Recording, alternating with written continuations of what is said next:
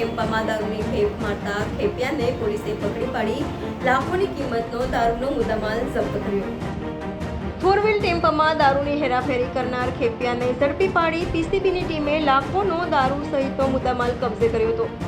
Prevention of crime બ્રાન્ચની team પેટ્રોલિંગમાં હતી ત્યારે બાતમીના આધારે ખટોદરા જોગણી માતાના મંદિર પાસેથી પસાર થતા બોલેરો ફોર વ્હીલ ટેમ્પાને આંતરી ટેમ્પાની ઝડપી લેતા તેમાંથી વિદેશી દારૂનો જથ્થો મળી આવ્યો હતો, જેથી પીસીબીની ટીમે 4,35,000થી વધુનો દારૂનો જથ્થો તથા ટેમ્પો સહિતની મત્તા મળી 9,35,000થી વધુનો મુદ્દામાલ કબજે કર્યો હતો।